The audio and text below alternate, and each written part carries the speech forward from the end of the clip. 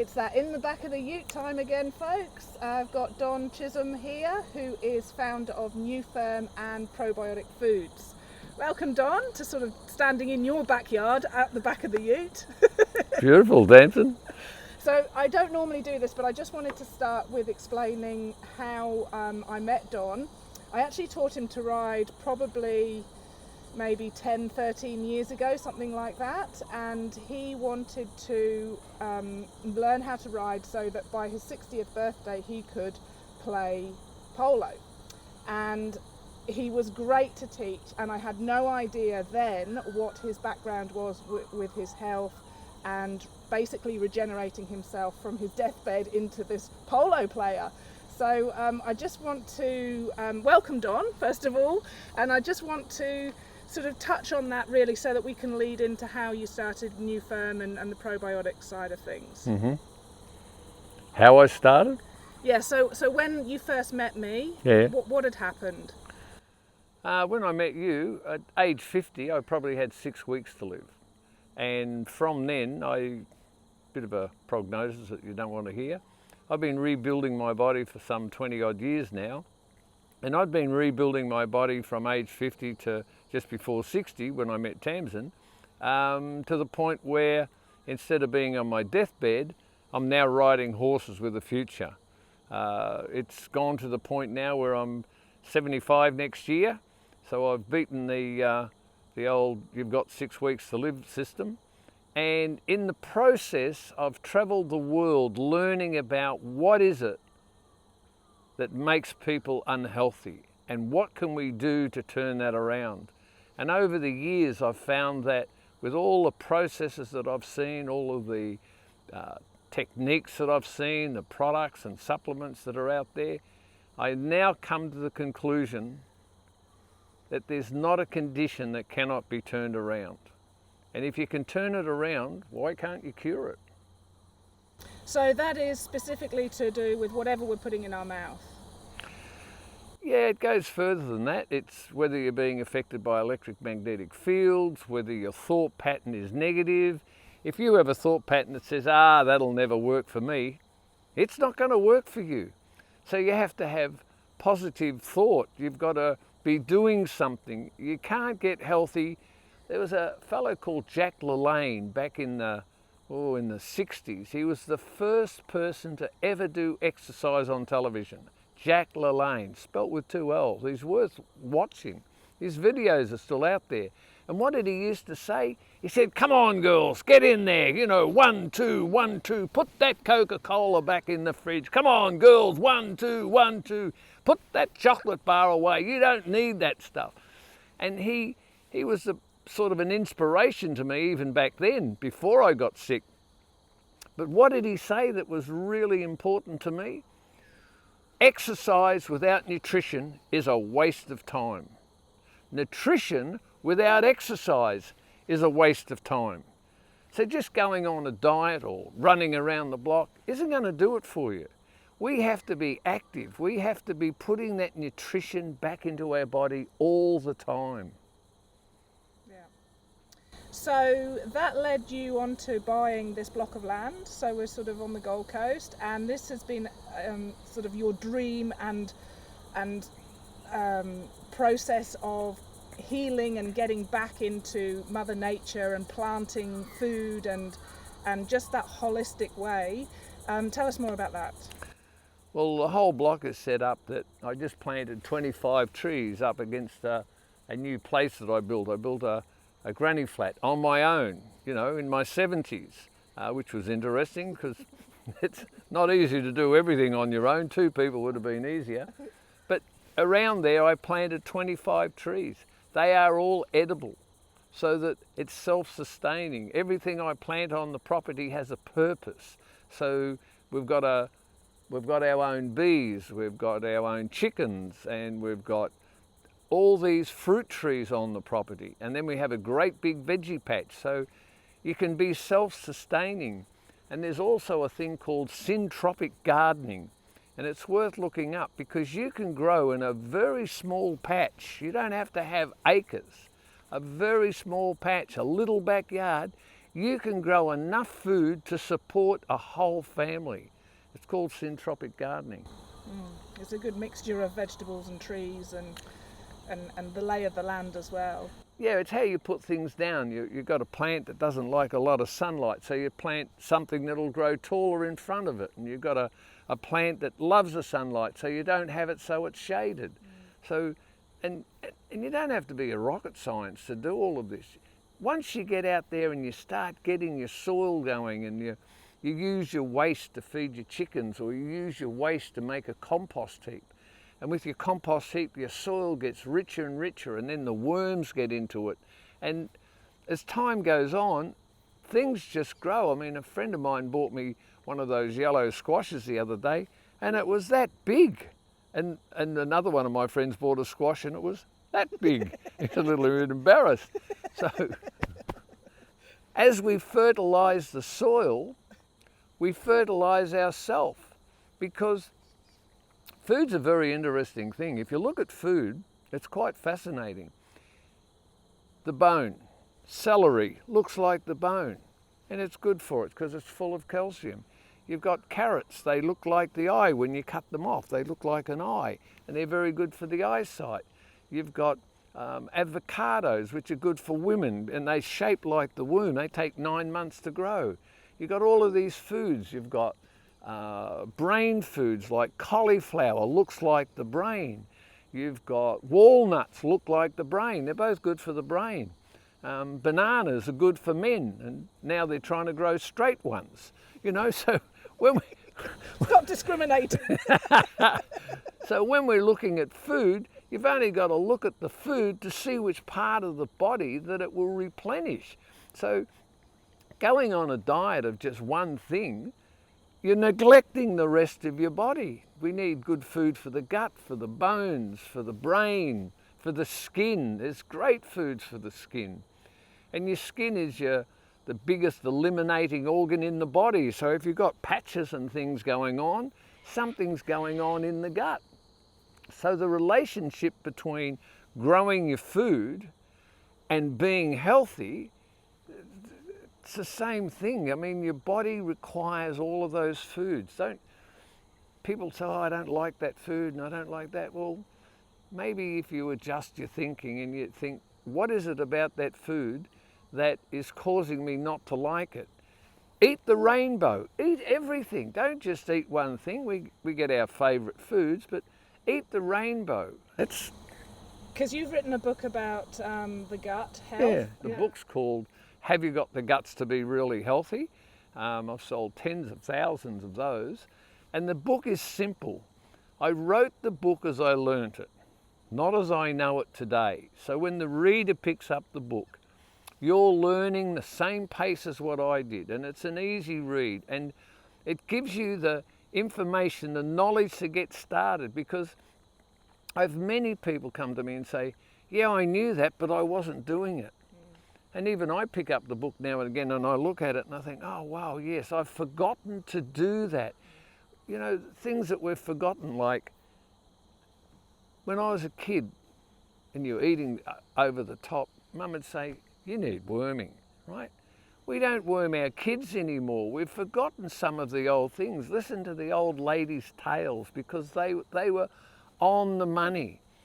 And then, because I would like to spend more time on my property than touring around doing all the talks everywhere, I made a movie called No Reason for Disease. And that's basically what it's about. There is no reason for disease. We do it to ourselves. We can't blame our genes for being sick, because when you look at the statistics, genes are only 8% of where you end up, right? Most of it is obesity and inflammation causing disease. So with only 8% genes, and you can be born with a bad gene, but that doesn't mean it's going to take you out. That's the loaded gun. We pull the trigger with what we eat and what we do. You know, we're in an environment where there's thousands of chemicals today that weren't around in the 40s. Thousands of different chemicals. Our food is just a chemical, toxic, nothing. There's no nutrition in it. There was a book called Sugar, Fat, Salt. And it was Sugar, Fat, Salt. It's about, or in the book, it says that all the food manufacturers got together once and they said, we know we are the cause of disease. We know we are behind obesity. And if we aren't seen to be doing something about it, we'll go down the drain like the cigarette industry, of which many of the people in the food industry were in the cigarette industry. They got into it because the cigarette industry was dying. They bought into the food industry, and we're now consuming the chemicals that they put forward as flavour, artificial colours, all the chemicals they put in there. And sugar, fat, salt is the basis of the bliss point. So they get them together and they create what they call a bliss point, which addicts us to their food. One of the people in that meeting, a CEO of a major worldwide food company, said, people don't want nutrition, they want flavour. And that's what we've been trapped into. Yeah. But isn't it remarkable though that if you actually grow your food fully nutritious, with mineral integrity, that flavour's incredible. Oh, go and pick a fresh tomato or something straight out of the ground.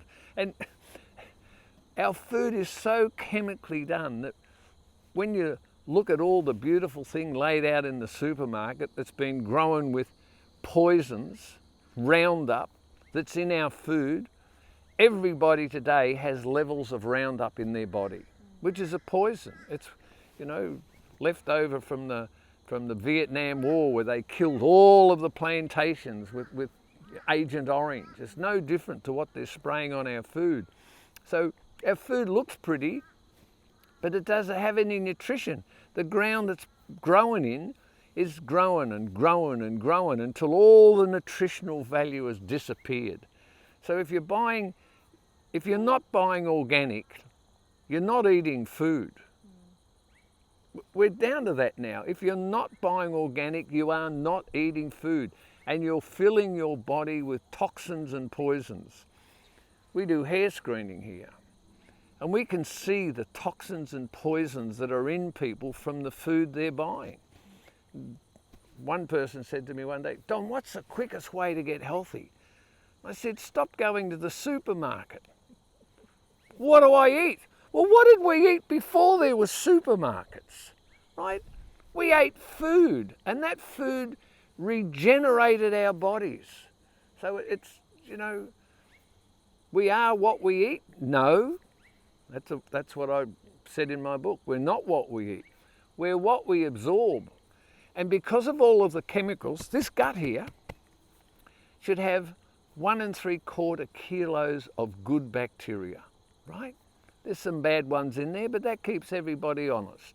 But that bacteria gets killed off by chlorine, fluoride, pesticides, herbicides, birth control pills, alcohol, stress, and worst of all, antibiotics.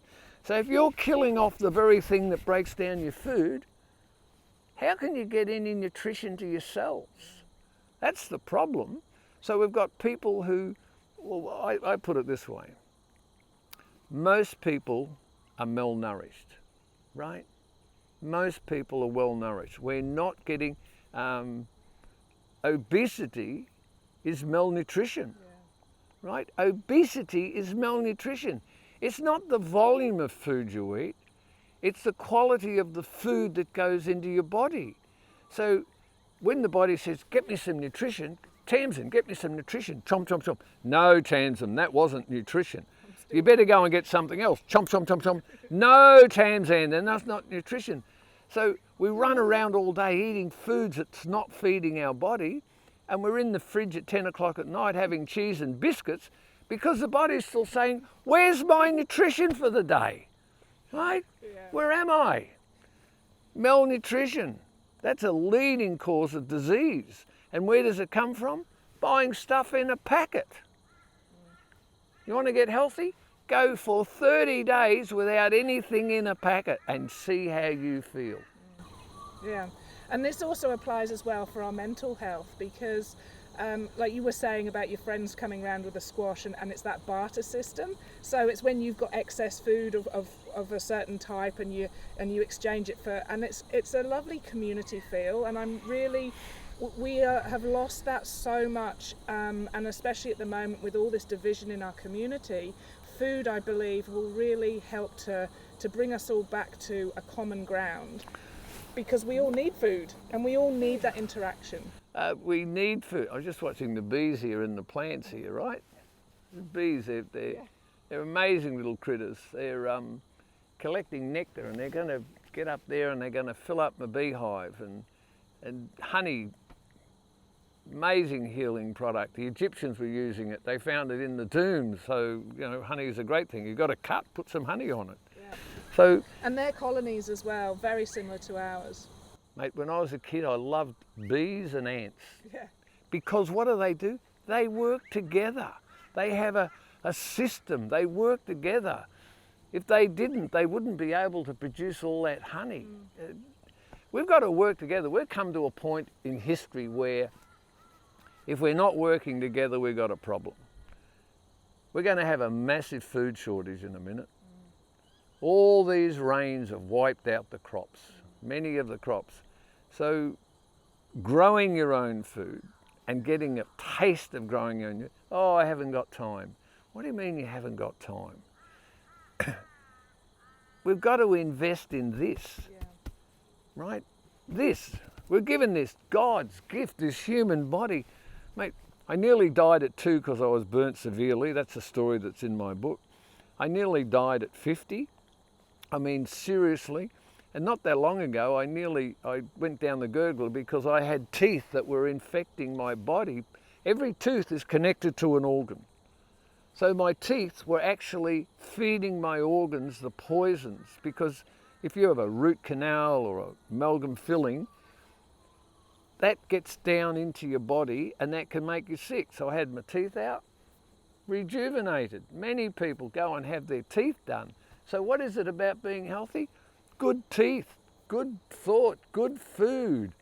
You know, we didn't have diseases like this 50 years ago. We've got diseases that we didn't have 50 years ago. And that's the thing, though, that people argue about, the whole fact that we actually are living longer. And I don't think it's a quality of life living longer. I think we're just prolonging the agony. Living longer is a very clever thing by the governments so that we think we're living longer. We're not living longer. In fact, one politician got up one day and said we are not living longer than we used to. We are dying. We've got children with diseases, with cancers, that you never got until you were 80 years old. We've got children with diseases. Have a look up at the statistics of children with different diseases. Children with virtually almost getting Alzheimer's as children, right? It's so not, how can those children, autism, try autism, used to be 1 in 10,000. In the 70s, in the 80s it was 1 in 5,000. In the 90s it was 1 in 2,500. Now, autism's everywhere. Now those autistic children, which is about 1 in 25, in another few years they're predicting that every child will have some form of autism. Now we didn't have that 40, 50 years ago. Are those children going to live to 70 and 80? No way. No way. So the human race is on decline, and we've done it to ourselves.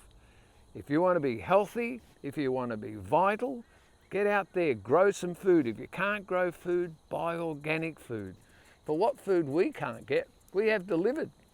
Yeah, we do too. We've got an organic supplier here who comes and delivers us organic food. And you think it's expensive? No. Because you don't have to go to the supermarket, you don't have to unload your trolley, load it back again, take it home. It's just delivered to your doorstep, right? The thing about eating organic, it may be more expensive per unit, but when your body eats organic, you don't need much of it. Like, I don't eat that much now that everything's organic because my body says, oh, wow, we've got enough nutrition to keep you going through the day. So I only have 2 meals a day. I don't have to eat all day.